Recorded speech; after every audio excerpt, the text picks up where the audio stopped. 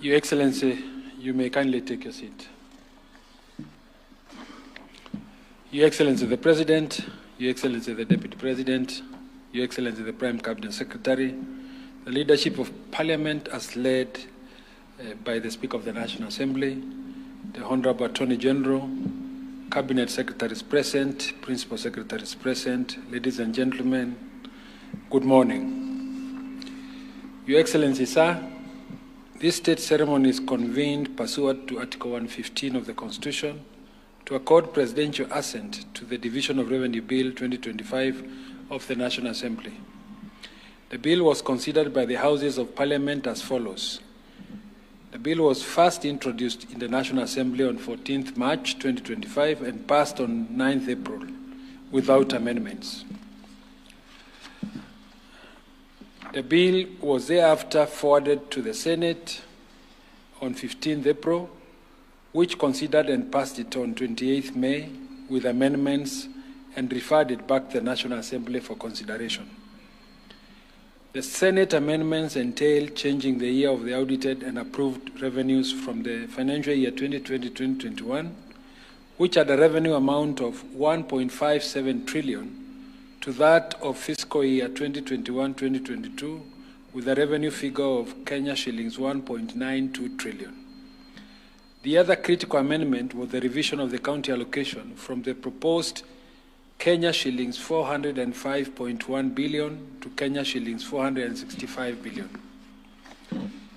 The National Assembly considered and rejected the Senate amendments on 3rd June, which essentially committed the bill to a mediation committee in accordance with the provisions of Article 112(2)(b) and 113 of the Constitution. The National Assembly and the Senate considered and approved the version of the bill proposed by the Mediation Committee on 19th June and 30th June, respectively, thereby concluding the bicameral consideration of the bill. Your Excellency, the bill proposes a shareable revenue of Kenya shillings 2.835 trillion between the two levels of government by allocating the national government Kenya shillings 2.419 trillion and the county governments 405.1 billion. The bill, as passed by the two houses, made the following provisions in sharing the nationally raised revenue for the fiscal year 2025-2026. The national government's equitable share of Kenya shillings 2.332 trillion and the county equitable share of Kenya shillings 415 billion, and equalization fund of Kenya shillings 9.6 billion. The bill revised the projected ordinary revenue for fiscal year 2025-2026 downwards from the initial Kenya shillings 2.835 trillion to Kenya shillings 2.756 trillion. This was necessitated by new realities in the economy, where ordinary revenue has always performed below target, hence the need to be within a realistic projection.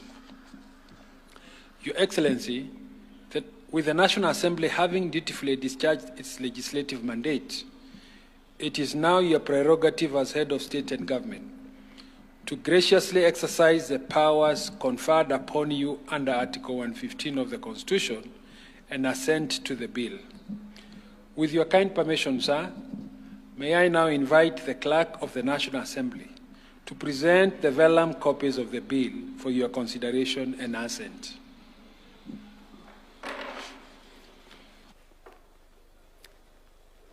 Your Excellency, I have the instructions of the Speaker of the National Assembly and the Speaker of the Senate to place before you the vellum copies of the Division Revenue Bill for your assent. This bill, Your Excellency, was introduced in the National Assembly by the member for Alego Usonga, who is also the chairman of the Budget and Appropriations Committee, has gone through the legislative ping-pong process of the two houses, eventually having been passed through a mediated process. The ping-pong process, Your Excellency, necessitated a mediation process wherein the two speakers appointed a committee to spearhead the mediation so as to share the revenue amongst the national government and the county levels of government. At the table of sharing the revenue was the national government and its corporate entity, that is the National Executive, Parliament, and the Judiciary, and the 47 counties. The Senate insisted on 465 billion, and National Assembly had its figure of 405 billion. Having been advised by the National Treasury, given the revenue projections, the two houses agreed to give the counties 415 billion, which is to be shared after using the new formula now, Your Excellency, which has been agreed by the two houses at the fourth generation formula. That amount will be shared amongst the 47 counties using the county allocation revenue bill, which will be introduced upon the publication of this bill, Your Excellency. The national government has been allocated 2.3 trillion, which has already been appropriated under the Appropriation Act, which you assented to last week, and that was done after the two houses have agreed on the figure. There is also an amount, Your Excellency, which has been set aside to assist in equalization, which is 9.3 billion, Your Excellency, which has been set aside for equalization fund. This bill, Your Excellency, now sees our counties receiving 21.6% of the revenue that is projected to be collected, as compared to the 15%, which is a constitutional requirement. Your Excellency, the counties have also been cushioned from any reduction in revenue collected, so that should there be any disruption of the economy, is the national government that's likely to suffer, as opposed to our 47 county governments, Your Excellency. Your Excellency, you recall last year when that happened, we had to amend the division of revenue bill at that time, so that the two levels of government at that time could share the loss that was occasioned by low collection of revenue because of disruption of the economy. This time, Your Excellency, the two houses have agreed to cushion the counties from that provision, Your Excellency. Your Excellency, this means that this bill now having been assented to, it will pave way for introduction of the county allocation revenue bill to share the money amongst the 47 counties, Your Excellency. Permit me, Your Excellency, to now retire my commission for the day at this point. Thank you. Thank you, sir. Your Excellency's assent, the bill is now formally entered into the role of laws of the Republic of Kenya. By your signature, sir, they have acquired the full legal force and become a part of the country's body of laws. Your Excellency, as we draw this ceremony to a close, may I most graciously invite you to present a signed copy of the Act to His Excellency the Deputy President, who shares with you the heavy burden of steering the management of the nation as your principal assistant. If it pleases you, sir, you may also kindly present copies to the Prime Cabinet Secretary, to the Attorney General for publication into law, and to the Cabinet Secretary for the Treasury for implementation. As a symbolic reaffirmation of the interdependence between the legislation and the executive in the governance of public affairs, Your Excellency may graciously present copies of the Act to the Speaker of the National Assembly, the Leader of the Majority Party in the National Assembly, and other members of Parliament present and all esteemed state officials in attendance. In conclusion, Your Excellency will unveil and display an open ceremony copy of the Act, while other state officials shall bear closed copies, signifying both the solemnity and unity of purpose that define this important constitutional process. I thank you, Your Excellency.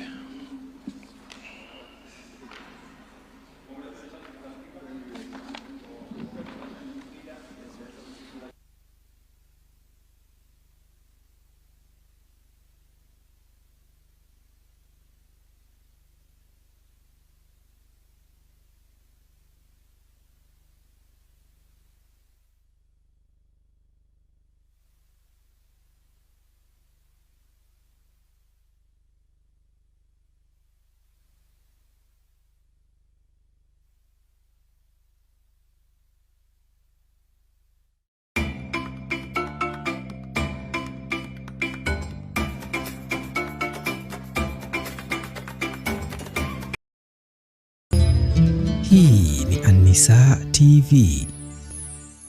Kwa matangazo ya kibiashara ili kuwafikia wateja wengi, kupeperushwa moja kwa moja hewani ikiwemo hafla, msabaka, harusi na kukodi vifaa vya matangazo, yani sound system. Wasiliana na meza yetu ya matangazo ya An-Nisaa kupitia nambari ya simu 0733991497. Narudia 0733991497. An-Nisaa TV, sauti ya wote.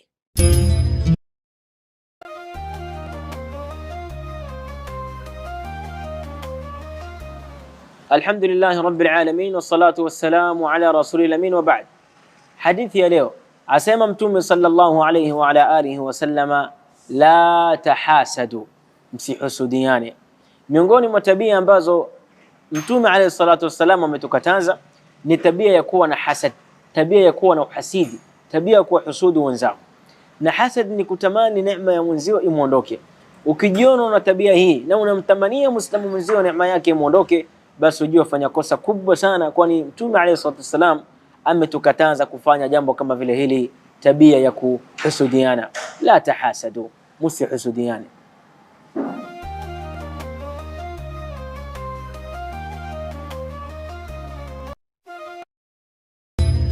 Hii ni An-Nisaa TV. Hii An-Nisaa TV naipenda sana. Ina mawaidha mazuri, mafundisho mengi ya Kiislamu. Hii channel ndio sasa inatakiwa iwe ikifanya kazi ya bora. Na kweli mnaongea kweli sana, maana ni channel yenye maadili mema, hasa kwanza kwa mawaidha yake. Ni channel nyingine ambayo mimi mwenyewe naipenda sana tena sana. Hata wana musabaka wa Qur'ani. Kweli ni Ramadhani kweli. Inshallah basi Mwenyezi Mungu atatuwezesha na tuone inshallah. Tabibi hao wote wale hapa Tuangalia maana wao kwenye msabaka. Wewe Habiba na Ali. Kuanzia leo Ali tena aswa wewe, maana wewe ndo wakatuni. Mwaiona hii channel ya An-Nisaa?